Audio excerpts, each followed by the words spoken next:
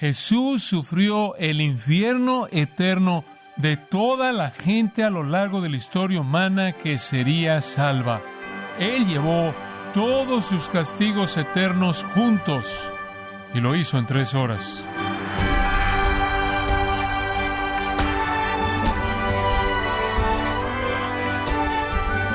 Bienvenido a esta edición de Gracia a Vosotros con el pastor John MacArthur. El predicador Carlos Spurgeon dijo: hay un acontecimiento que cada día trae más admiración que el sol, la luna y las estrellas, cuando marchan en su curso. Ese evento es la muerte de nuestro Señor Jesucristo. Estimado oyente, ¿contempla usted con admiración el extraordinario evento de la crucifixión de Cristo? El día de hoy John MacArthur nos muestra un pasaje en Marcos 15 para que entendamos algunos de los detalles que informan de la teología de la cruz. Esto es parte de la serie El drama divino de la redención, aquí en Gracia a Vosotros. Regresamos a Marcos capítulo 15 y la crucifixión de nuestro Señor Jesucristo. Quiero volver a leer el pasaje que estamos viendo hoy, comenzando en el versículo 22 y leyendo hasta el versículo 41. Marcos 15, versículo 22. Y le llevaron a un lugar llamado Gólgota, que traducido es lugar de la calavera. Y le dieron a beber vino mezclado con mirra, mas él no lo tomó.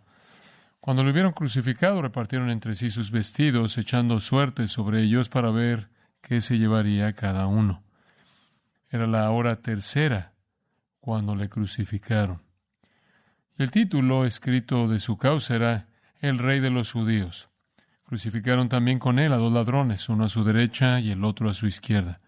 Y se cumplió la escritura que dice: y fue contado con los inicuos. Y los que pasaban le injuriaban, meneando la cabeza y diciendo: va, tú que derribas el templo de Dios y en 3 días lo reedificas, sálvate a ti mismo y desciende de la cruz. De esta manera también los principales sacerdotes, escarneciendo, se decían unos a otros con los escribas: a otros salvó, a sí mismo no se puede salvar. El Cristo, Rey de Israel, descienda ahora de la cruz, para que veamos y creamos. También los que estaban crucificados con él le injuriaban. Cuando vino la hora sexta, hubo tinieblas sobre toda la tierra hasta la hora 9. Y a la hora 9 Jesús clamó a gran voz, diciendo: Eloi, Eloi, lama sabactani, que traducido es: Dios mío, ¿por qué me has desamparado? Y algunos de los que estaban allí decían al oírlo: mirad, llama a Elías. Y corrió uno, y empapando una esponja en vinagre y poniéndola en una caña, le dio a beber, diciendo: dejad, veamos si viene Elías a bajarle. Mas Jesús, dando una gran voz, expiró. Entonces el velo del templo se rasgó en 2, de arriba abajo. Y el centurión que estaba frente a él, viendo que después de clamar había expirado así, dijo: verdaderamente este hombre era hijo de Dios. También había algunas mujeres mirando de lejos, entre las cuales estaban María Magdalena, María la madre de Jacobo el menor y de José, y Salomé, quienes cuando él estaba en Galilea le seguían y le servían. Y otras muchas que habían subido con él a Jerusalén. 3 características salen de este relato. 3 características separadas. Primero, vemos al Salvador y la consumación de su sacrificio. Después vemos al centurión y la confesión de su fe. Y después vemos a las mujeres y la confusión en sus mentes. En primer lugar, el Salvador y la consumación de su muerte en los versículos 33 al 38. Aquí está el punto alto de la historia de salvación. Esta es la muerte de Cristo. Este es el Cordero de Dios esperado por mucho tiempo, muriendo por los pecados del mundo. Entendemos la teología de la cruz y esta noche quiero que vea algunos de los detalles de la cruz que informan esa teología en su punto inicial mismo. Las palabras son inadecuadas para capturar la realidad sobrenatural de lo que está pasando en la cruz. Y de nuevo, lo que le leí describe hechos y es tan simple. Una afirmación, por ejemplo, en el versículo 33, cuando vino la hora sexta hubo tinieblas sobre toda la tierra hasta la hora novena. Está tan cargada de verdad que es casi más de lo que podemos llegar a soportar. Cuando la hora sexta vino, sería el mediodía, según el día judío, el cual comenzaba a las 6 a.m. o alrededor de este tiempo, a la salida del sol. Una hora en el tiempo antiguo, sin relojes, variaba en longitud, en un mundo sin segundos y minutos, y en estaciones diferentes. Pero la sexta hora siempre se consideraba como el mediodía, cuando el sol estaba en su cenit. Y entonces era la hora sexta. El Señor para este momento ya había hablado 3 veces. Él ya había dicho: Padre, perdónalos, porque no saben lo que hacen, lo cual informaba al ladrón en la cruz que el perdón estaba disponible si lo pedía, lo cual hizo y lo recibió. Y después le dijo a Juan, el apóstol: he aquí tu madre, indicando que Juan iba a tener que cuidar de María, porque él ya no podía hacer eso y porque sus hermanos eran incrédulos en él. A Juan se le dio la responsabilidad de cuidar de María y después desde la cruz le dijo a su madre: he aquí tu hijo, refiriéndose a Juan. Él los colocó en el cuidado el uno del otro. La tercera cosa que dijo fue al ladrón penitente cuando dijo: hoy estarás conmigo en el paraíso. Y entonces era el mediodía. El sol refulgente en el cielo alrededor de este tiempo del año indica la luz más brillante que el día experimenta, y es precisamente en ese momento que la oscuridad cayó sobre toda la tierra hasta la hora novena. ¿Qué es esto? Algunos han sugerido que este es un eclipse natural. Difícilmente. Otros han sugerido que este es oscuridad satánica. Pero la realidad del asunto es que este es Dios entrando en la escena. Quizás nunca había escuchado eso, le voy a mostrar eso en la Escritura. Si usted lee el Antiguo Testamento, como los judíos leían el Antiguo Testamento, usted conocería lo que ellos conocían, de que se habla de Dios con frecuencia como luz. Con frecuencia se habla de Él como luz. Salmo 27:1, Jehová es mi luz y mi salvación. Pero ese no es el único lugar. Salmo 18, Salmo 26, Isaías 2, Isaías 60. En muchos lugares se habla de Dios como luz. Y eso en el sentido de la verdad y la sabiduría y la santidad y la justicia. Su presencia es luz. Su presencia es la Shekinah.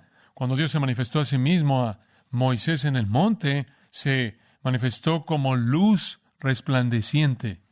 Sin embargo, cualquier lector del Antiguo Testamento también sabe que hubieron ocasiones cuando se habla de Dios como tinieblas, como oscuridad. Y se remonta hasta Génesis 15, versículos 12 al 15. Y Éxodo 10, versículos 21 y 22. Y Éxodo 19, en el monte Sinaí, versículos 16 al 18, cuando Dios aparece en oscuridad. Y Éxodo 20, versículos 18 al 21, Isaías 5, Isaías 8 y otros lugares. Dios también estaba asociado con la oscuridad. La presencia de Dios podía estar manifestando luz y la presencia de Dios podía estar manifestando oscuridad. En particular, hay un tema en el Antiguo Testamento que necesita ser entendido por todo lector de la Escritura, y ese tema tiene que ver con el día del Señor. El día del Señor, una expresión técnica para juicio. Una expresión técnica para juicio divino. Y si vamos a pasajes del Antiguo Testamento que hablan de juicio divino, leemos cosas como esta. Ay del día, Joel 1:15, porque cercano está el día de Jehová, y vendrá como destrucción por el Todopoderoso. ¿Cómo será? Capítulo 2, versículo 10. Delante de él temblará la tierra, se estremecerán los cielos, el sol y la luna se oscurecerán, y las estrellas pierden su brillo. Versículo 11. Y Jehová dará su orden delante de su ejército, porque muy grande es su campamento. Fuerte es el que ejecuta su orden, porque grande es el día de Jehová y muy terrible. ¿Quién podrá soportarlo? Mismo capítulo, Joel 2, en el versículo 30. Y daré prodigios en el cielo y en la tierra, sangre y fuego y columnas de humo. El sol se convertirá en tinieblas y la luna en sangre, antes que venga el día grande y espantoso de Jehová. Todo eso se está refiriendo al día del Señor final, el día del Señor escatológico, que es el juicio final sobre este mundo. Y es un tiempo en el que Dios es revelado en tinieblas y no en luz. Amós capítulo 5, versículo 20, no será el día de Jehová tinieblas y no luz, oscuridad que no tiene resplandor. Amós de nuevo el profeta, capítulo 8, versículo 9, acontecerá en aquel día, dice Jehová el Señor, que haré que se ponga el sol a mediodía y cubriré de tinieblas la tierra en el día claro. ¿En qué día hace eso el Señor? En el día de juicio divino. En Sofonías, capítulo 1. Cercano esté el día grande de Jehová, versículo 14, cercano y muy próximo. Es amarga la voz del día de Jehová, gritará el valiente. Día de ira aquel día de angustia y de aprieto, día de alboroto y de asolamiento, día de tinieblas y de oscuridad, día de nublado y de entenebrecimiento. Y de esta manera los profetas hablando de eventos cataclísmicos de juicio divino como tiempos de tinieblas. Las tinieblas simbolizan furia divina. Las tinieblas simbolizan ira justa. Furia final siendo desatada. Las tinieblas, entonces, son la forma definitiva de la presencia de Dios en el juicio. Esa es la razón por la que el infierno, el cual es sujeción eterna al juicio divino, es un lugar del que Jesús dijo en Mateo 3 veces, son las tinieblas de afuera, en donde hay lloro y crujir de dientes, en oscuridad eterna sin alivio. Y son las tinieblas de la presencia de Dios. Él es el que está presente en juicio en el infierno, del mediodía hasta las 3 en punto. Con ese entendimiento, en el versículo 33, el infierno vino a Israel. Desde el mediodía hasta las 3 en punto, el infierno vino a Jerusalén. Durante 3 horas, el infierno vino al Gólgota, conforme Dios desató el castigo eterno a la intensidad máxima sobre su Hijo. La ira, en las palabras de Isaías, en ardor de ira. Isaías 13:9. Como Dios es el poder verdadero detrás de la experiencia de castigo del infierno, Dios es el poder verdadero detrás de las tinieblas del Calvario, porque aquí desata el infierno sobre su Hijo. Esta fue la copa que Jesús esperaba en el jardín, la copa de ira. Esto es porque fue una expectativa tan despreciable que lo hizo sudar gotas de sangre.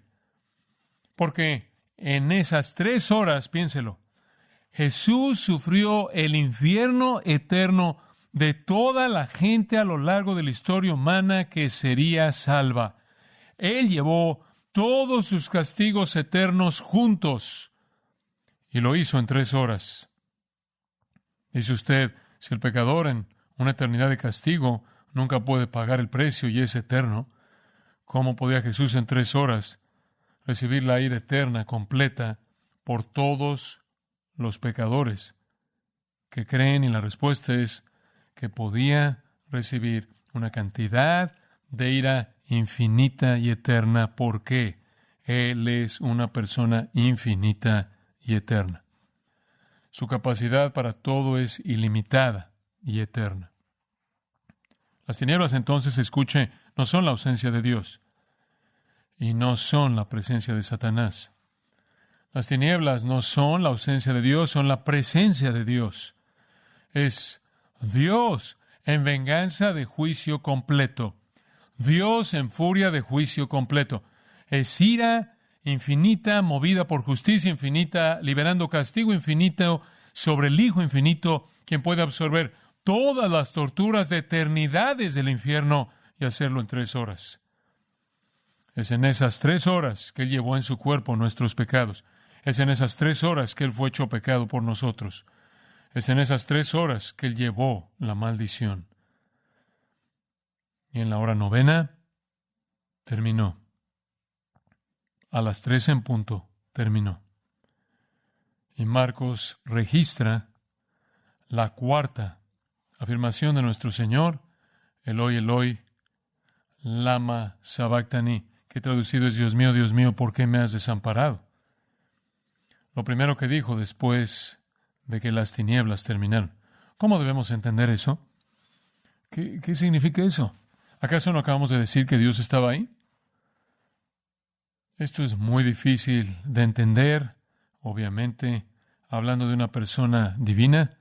Estoy convencido de que lo que nuestro Señor está diciendo ahí es que está expresando el sentido de que el juicio ha terminado y Él está deseando el consuelo. Después de que la ira se agotó, cuando Dios, en presencia completa y venganza completa, la ha derramado, la copa entera ha sido consumida y las tinieblas se acabaron, también Dios, quizás por ese momento, Él sabía que Dios estaba ahí en el castigo, pero cuando el castigo terminó, ¿en dónde estaba Dios? Él parece estar experimentando la separación de Dios inmediatamente después de que ha llevado toda la furia de su presencia. Él sabía quién estaba explotando juicio sobre él. Y quizás por tan solo ese momento, cuando él pudo haber esperado consuelo y compasión y comunión dulce, en el agotamiento inconcebible, incomprensible de apenas haber sufrido eternidades del infierno, en ese momento él dice, ¿en dónde está Dios? Y sus palabras fueron profetizadas en el Salmo 22:1. El Salmo 22 comienza, Dios mío, ¿por qué me has desamparado? No es que Dios no está ahí en el castigo, es que Él está diciendo, ¿dónde estás tú en el consuelo? Este es un recordatorio muy, muy importante para nosotros de que el infierno es la furia completa del castigo personal de Dios. Escuche, pero Él nunca estará ahí para consolar. ¿Acaso a nuestro Señor aquí se le da un adelanto del infierno? Castigo sin consuelo, castigo sin compasión, castigo sin empatía, castigo sin alivio. Eso es lo que es el infierno. Entonces, incluso esto, para Jesús es sufrir todo lo que es el infierno, toda la ira, toda la presencia de ira divina y toda la ausencia de consuelo divino. Cuando Jesús dijo, Dios mío, esta es la única vez en el Nuevo Testamento en la que Él se refirió a Dios de una manera que no fuera Padre. En las demás ocasiones que Él habló a Dios, lo llamó Padre. Pero Él está sintiendo su ausencia. Hay más que eso. Una expresión doble como esa es una manera de decir lo que usted quiere decir para identificar a la persona a la que se está dirigiendo con afecto. Por ejemplo, el ángel dice, Abraham, Génesis 22. En Éxodo, Dios dice en el capítulo 3, Moisés. David en 2 de Samuel 18 y 19 dice, Absalón. Jesús en Lucas 10:41 dice, Marta. Y Jesús en Lucas 22:31 dice, Simón, Simón. Y Jesús dice en Hechos 9, Saulo, Saulo. Y en Lucas 13, Él ve la ciudad y dice, Jerusalén, Jerusalén. Y aquí, Dios mío, afecto divino. Quiero que note que Él clamó a gran voz.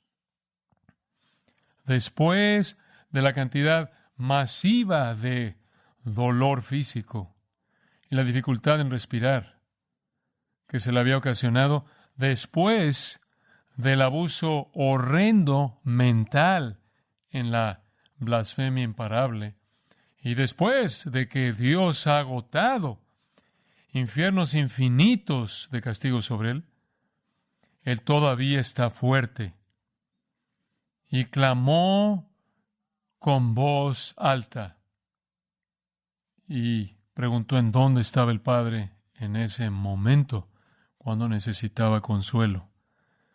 Su clamor, sorprendentemente, con la oscuridad apenas desvaneciéndose, parece no producir cuestionamientos con la gente o cambiar algo, porque en el versículo 35, cuando algunos de los que estaban allí lo oyeron, decían, mirad, llama a Elías.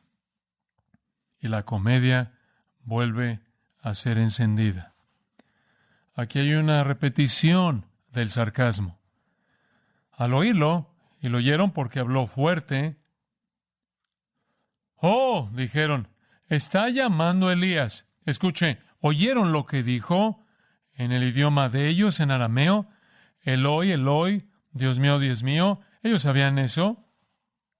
Pero en burla, dijeron, ¡oh!, está llamando a Elías. ¿Por qué dirían eso? Porque el Antiguo Testamento enseñó, Malaquías 4, versículos 5 y 6, que cuando el Mesías viniera, Elías estaría presente. Él está llamando a Elías. Más ridículo.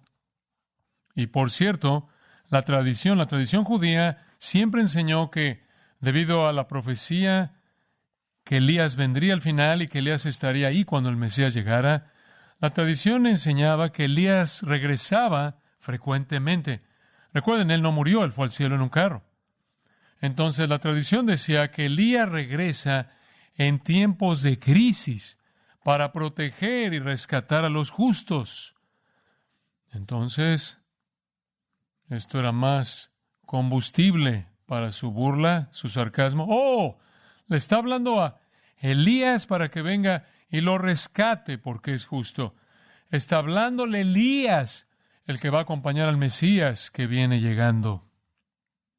Entonces siguen con más burla y las tinieblas acaban de terminar y están de regreso burlándose. Usted pensaría que esas tinieblas por 3 horas acabarían con la burla, pero ¿qué tan profunda es esta blasfemia? ¿Qué tan profunda es esta blasfemia? Empeora. Versículo 36.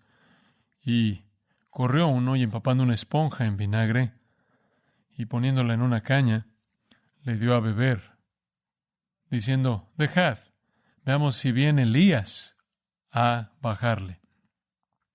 No sé lo que usted ha pensado de eso en el pasado, pero eso es simplemente más del mismo ridículo. Eso es simplemente más del mismo abuso, más de la misma burla y blasfemia. Este es un vinagre de vino barato, consumido por soldados, normalmente mezclado con agua. Oh, démosle algo de tomar. Eso va a prolongar su vida un poquito. Y si prolongamos su vida un poquito, quizás Elías se aparecerá y lo rescatará. Él sí dijo, tengo sed, como el Salmo 69, 21 dice que lo haría. Y a él se le ofreció esta bebida, pero solo en burla. Veamos si podemos extender su vida un poco más y quizás Elías se aparecerá. Lo han visto todo. Han visto sus milagros, han visto que expulsó demonios, han visto que resucitó a los muertos.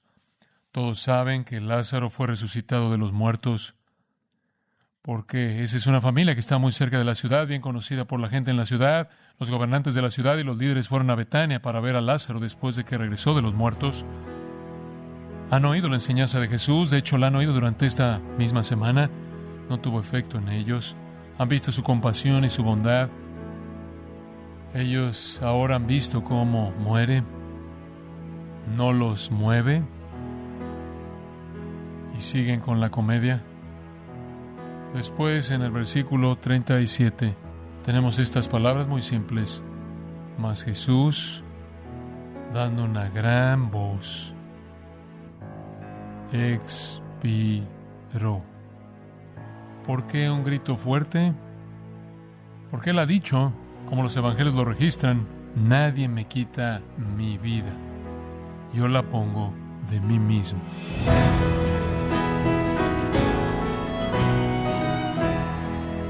En el programa de hoy, John MacArthur ha dado una mirada que aclara las famosas palabras de Jesús en la cruz: Dios mío, ¿por qué me has desamparado?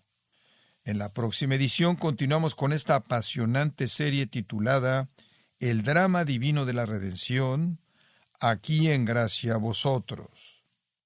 Estimado oyente, quiero invitarle a leer el libro No hay otro, escrito por John MacArthur, donde nos muestra que la mejor manera de descubrir al único Dios verdadero es mediante el estudio cuidadoso de las Escrituras, en las que Dios ha elegido revelarse a sí mismo. Lo puede obtener en gracia.org o en su librería cristiana más cercana. Y también le recuerdo que puede descargar todos los sermones de esta serie, El drama divino de la redención, así como todos aquellos que he escuchado en días, semanas y meses anteriores, animándole a leer artículos relevantes en nuestra sección de blogs en gracia.org. Si tiene alguna pregunta o desea conocer más de nuestro ministerio, como son todos los libros del pastor John MacArthur en español, o los sermones en CD, que también usted puede adquirir, escríbanos y por favor mencione la estación de radio por medio de la cual usted nos escucha en Gracia a Vosotros. Es importante conocer no solo el país y ciudad de donde usted nos escucha, sino también la radio. Para quienes contactan nuestro ministerio por primera vez, pueden solicitar una copia del mensaje de promoción sin costo alguno, un mensaje por oyente únicamente.